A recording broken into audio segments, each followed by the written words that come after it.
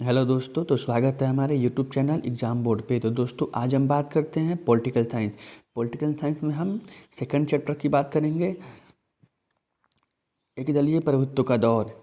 जैसे कैसे 1952 और 1957 और 1962 के आम चुनाव में ये प्रथम 3 आम चुनाव थे, जिसमें कांग्रेस पार्टी का केंद्र के साथ साथ राज्यों पर भी दबदबा रहा, जिसे आज भी एक दलीय प्रभुत्व के दौर के नाम से जाना जाता है।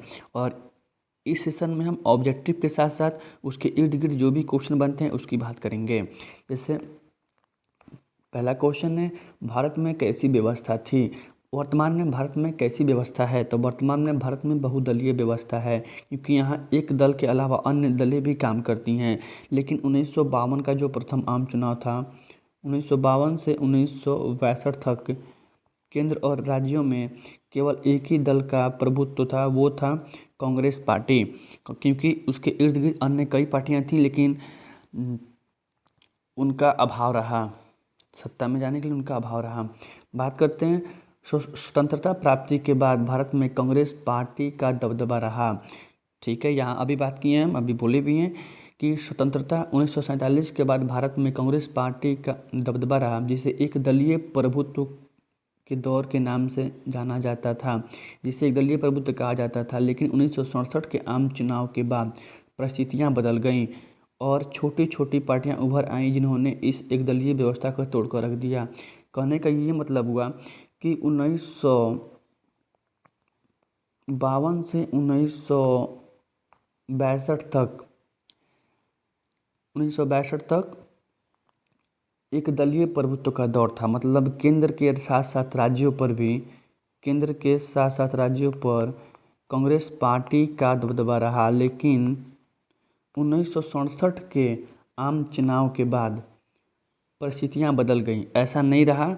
और छोटी छोटी पार्टियां, जो क्षेत्रीय पार्टियां थीं, निर्दलीय पार्टियां थीं, उन्होंने उभर कर सामने आना शुरू कर दिया, जिन्होंने इस एक दलीय व्यवस्था को तोड़ दिया। और बाद में इसी व्यवस्था को, मतलब अन्य दलों का भी आगमन शुरू हो चुका था, बहुदलीय व्यवस्था के नाम से जाना जाने लगा।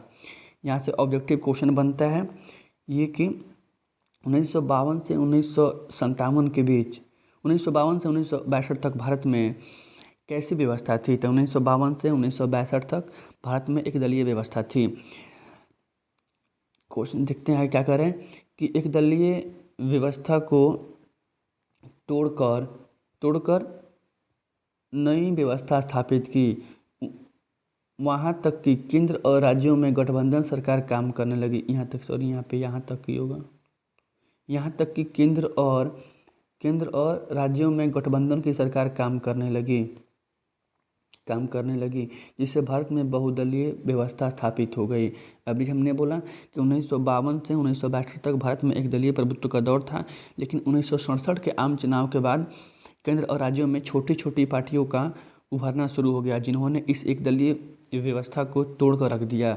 और क्या हो गया कि केंद्र और राज्यों में गठबंधन की सरकारें काम करने लगी, जिससे भारत में बहुदलीय व्यवस्था स्थापित हो गई। अब यहाँ बात करते हैं कि प्रथम आम चुनाव के बाद कांग्रेस की क्या स्थिति होती है। प्रथम आम चुनाव के बाद कांग्रेस की क्या स्थिति होती है, उसकी बात करेंगे।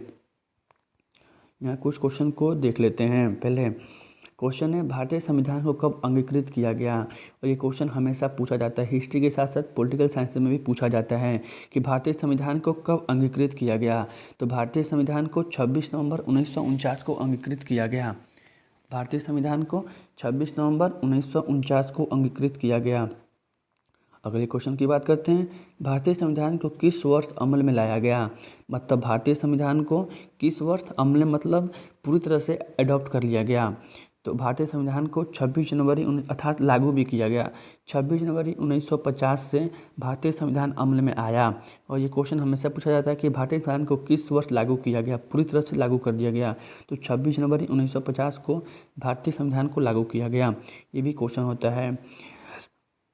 यहाँ हम बात कर रहे हैं कि जो प्रथम आम चुनाव हुआ, वो प्रथम आम चुनाव से पहले आखिर भारत में कौन सी सरकार काम कर रही थी, और कैसे देश का बागडोर दो व्यक्तियों के साथ साथ अन्य व्यक्तियों के हाथों में भी मतलब दे दिया गया था।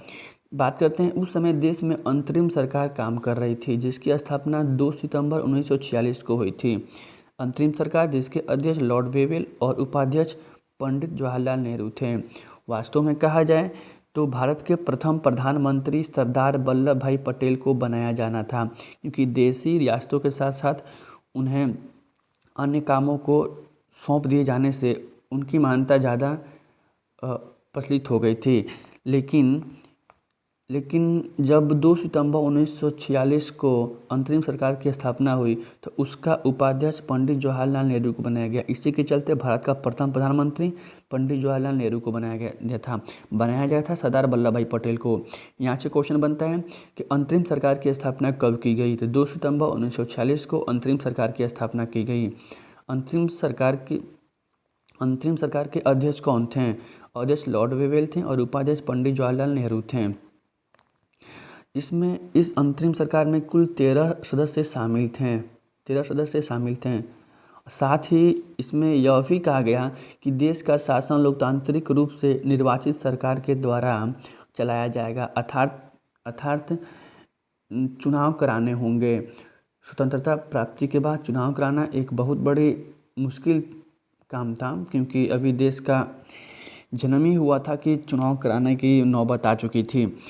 तो इसलिए कहा गया कि देश का शासन लोकतांत्रिक रूप से निर्वाचित सरकार द्वारा चलाई जाएगी, जिसके लिए चुनाव कराने के लिए एक संस्था की स्थापना की जाएगी। आखिर जो देश का चुनाव होगा, राष्ट्रपति, उपराष्ट्रपति, प्रधानमंत्री, साथ ही देश का जो भी आम चुनाव होगा उसके लिए एक संस्था की स्थापना की जाएगी। और उस संस्था को हम आज भी निर्वाचन आयोग या चुनाव आयोग के नाम से जाना जाता है, जिसकी स्थापना 25 जनवरी 1950 को की गई थी। और ये क्वेश्चन हमेशा पूछा जाता है ऊपर के एग्जामों में कि चुनाव आयोग या निर्वाचन आयोग का क्या काम है, उसका अनुच्छेद तथा उसकी स्थापना 25 जनवरी 1950 को की गई थी। कब की गई थी? यहाँ बात करते हैं इसमें ऑब्जेक्टिव की चुनाव आयोग के क्या काम है। तो चुनाव आयोग के देश में निष्पक्ष एवं स्वतंत्र चुनाव कराना इसकी जिम्मेदारी है। साथ ही लोकसभा, राष्ट्रपति, उपराष्ट्रपति, अन्य पदों के निष्पक्ष स्वतंत्र चुनाव कराने में भी इसकी अहम भूमिका होती है। भारत में प्रथम चुनाव आयुक्त कौन थे? और ये क्वेश्चन हमेशा पूछा जाता है कि भारत में प्रथम आम चुनाव आयुक्त कौन थे। नीचे के एग्जामों के साथ साथ ऊपर के एग्जामों में भी पूछा जाता है कि भारत में प्रथम चुनाव आयुक्त कौन थे? सुकुमार सेन थे। और संविधान का भाग 15 का संबंध किससे है? तो संविधान का भाग 15 का संबंध चुनाव आयोग या निर्वाचन आयोग से है। अनुच्छेद 324 से 329 में चुनाव आयोग के कार्यों के साथ साथ उनके व्यवस्थाओं का भी वर्णन किया गया है। इस तरह संविधान के प्रावधानों के अनुसार 1952 में भारत का पहला आम चुनाव हुआ। ठीक है, आगे क्वेश्चन की बात करते हैं। कांग्रेस पार्टी ने प्रथम आम चुनाव में कुल कितनी सीट पर विजय प्राप्त की? और ये क्वेश्चन हमेशा पूछा जाता है कि कांग्रेस पार्टी ने प्रथम आम चुनाव में कुल कितनी सीटों पर विजय प्राप्त की? 489 सीटें, कुल 489 सीटें थीं, लेकिन 49 में 364 सीटों पर प्रथम आम चुनाव में कांग्रेस पार्टी ने विजय प्राप्त की। मतलब कांग्रेस पार्टी ने प्रथम आम चुनाव में 364 सीटें जीतकर कांग्रेस के अपना दबदबा कायम रखी। लोकसभा के पहले आम चुनाव में 26 सीटें जीतकर 26 सीटें जीतकर किस पार्टी को दूसरा स्थान प्राप्त था? आखिर कौन ऐसी पार्टी थी जो कांग्रेस के बाद दूसरे स्थान पर थी? कम्युनिस्ट पार्टी थी, जो मात्र 26 सीटें जीतकर दूसरे स्थान पे थी। और इसमें जनता पार्टी को 3 सीटें प्राप्त हुई थी, भारतीय जनसंघ, जिसकी स्थापना श्यामा प्रसाद मुखर्जी द्वारा किया गया था। क्वेश्चन है, भारतीय जनसंघ को कितनी सीट मिली? भारतीय जनसंघ को 3 सीटें मिली और 3 सीटों के साथ साथ ये तीसरे नंबर पर थे। भारतीय जनसंघ के संस्थापक कौन थे? भारतीय जनसंघ के संस्थापक श्यामा प्रसाद मुखर्जी थे। और ये क्वेश्चन पूछा जाता है कि भारतीय जनसंघ के संस्थापक श्यामा प्रसाद मुखर्जी थे। अगले क्वेश्चन की बात करते हैं। पहली लोकसभा में निर्वाचित सदस्यों की संख्या कितनी थी? पहली लोकसभा में निर्वाचित सदस्यों की संख्या 489 थी। क्वेश्चन की बात करते हैं आगे। भारतीय राष्ट्रीय कांग्रेस की स्थापना कब की गई? भारतीय राष्ट्रीय कांग्रेस की स्थापना 1885 में ए ओ ह्यूम द्वारा बम्बई में किया गया। इसे ए ओ ह्यूम को हर्मिट ऑफ शिमला के नाम से भी जाना जाता है। मुस्लिम लीग की स्थापना 1906 में आगा खान एवं सलीम उल्लाह खान ने की थी। हिंदू सभा की स्थापना 1913 में किया गया था। हिंदू महासभा की स्थापना 1913 में किया गया था। भी क्वेश्चन पूछा जाता है। क्वेश्चन है, भारत में 1977 के आम चुनाव के बाद किसे प्रधानमंत्री बनाया गया? तो भारत में 1977 के आम चुनाव के बाद मोरारजी देसाई को प्रधानमंत्री बनाया गया। यहाँ के साथ साथ इसके जस्ट 3 साल बाद सरकार गिर जाती है और 1980 में भारत का प्रथम मध्यवाधी चुनाव कराया जाता है। और भी ये भी क्वेश्चन हमेशा पूछा जाता है कि भारत का प्रथम मध्यवाधी चुनाव कब कराया गया? तो भारत का प्रथम मध्यवाधी चुनाव 1980 में कराया गया था, क्योंकि 3 साल चलने के बाद इस सरकार गिर जाती है। बात करते हैं 1952 से 1967 तक भारत में किस प्रकार की दलीय व्यवस्था थी? तो 1952 से 1967 तक भारत में एक एकल आधिपत्यशाली दल व्यवस्था थी, अर्थात केंद्र के साथ साथ राज्यों में एक ही दल का प्रभुत्व था, बाकी अन्य दलों का अभाव था, जिसे एक दलीय व्यवस्था के नाम से जाना जाता है। क्योंकि अभी यहाँ पे हमने लिख दिया है आपके लिए, क्योंकि 1952, 1957 और 1962 के आम चुनाव में उसे विशाल बहुमत मिला था। इसका कारण क्या था?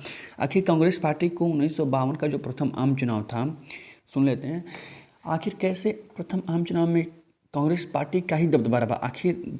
आखिर इसका रीज़न क्या था? इसका सबसे बड़ा रीज़न था कि कांग्रेस पार्टी बहुत ही पुरानी पार्टी थी, अर्थात उन्होंने मतलब जो भी स्वतंत्रता की लड़ाइयाँ लड़ी उसमें इन्होंने भाग लिया, जिससे इनकी छवि काफ़ी धूमिल नहीं हुई। और 1952 का प्रथम आम चुनाव में कांग्रेस पार्टी के पास सत्ता रही और भारी बहुमत के साथ ही उन्हें विजय प्राप्त हुई। अर्थात भारतीय राष्ट्रीय कांग्रेस द्वारा राष्ट्रीय आंदोलन में महत्वपूर्ण भूमिका निभाई गई, जिससे सत्ता कांग्रेस के पास रही और इसी का लाभ 1952 के प्रथम आम चुनाव में मिला। और प्रथम आम चुनाव में इसे भारी बहुमत के साथ केंद्र के साथ साथ राज्यों में भी सरकार बनाने का मौका मिला और लगातार 3 सालों तक इन्होंने अपनी सरकारें बनाई रखी, अर्थात 15 साल की मतलब एकल आधिपत्यशाली व्यवस्था के नाम से भी इन्हें जाना जा सकता है। जनता पार्टी की स्थापना कब की गई? भारतीय जनता पार्टी की स्थापना 1977 में की गई, जिसे आज भारतीय जनता पार्टी के नाम से जाना जाता है। 1977 के आम चुनाव में किस पार्टी को बहुमत मिला? तो 1977 के आम चुनाव में जनता पार्टी को बहुमत मिला। कांग्रेस पार्टी का सफाया हो चुका था। 1952 से 1967 तक भारत में किस पार्टी की सरकार बनी? तो 1952 से 1967 तक 1967 तक भारत में कांग्रेस पार्टी की सरकार रही, लेकिन बाद में अन्य पार्टियों का आना शुरू हो गया, जिससे यह व्यवस्था चरमरा गई। कांग्रेस का विभाजन किस वर्ष हुआ? कांग्रेस का विभाजन 1969 में हुआ और सूरत अधिवेशन 1907 के बाद कांग्रेस पार्टी 2 भागों में बट गए, नरम दल एवं गरम दल। गरम दल के नेता थे लाल बाल पाल, ये आपको याद करते हैं, लाल बाल पाल। गरम दल के ये 3 एक से थे अरविंद घोष, लाला लाजपत राय, बाल गंगाधर तिलक, बिपिन चंद्र पाल और साथ ही अरविंदो घोष, ये गरम दल के नेता थे। तो यहीं पे सेशन की समाप्त करते हैं। कल हम बात करेंगे इसी में कुछ नए टॉपिक को लेकर। जय हिंद।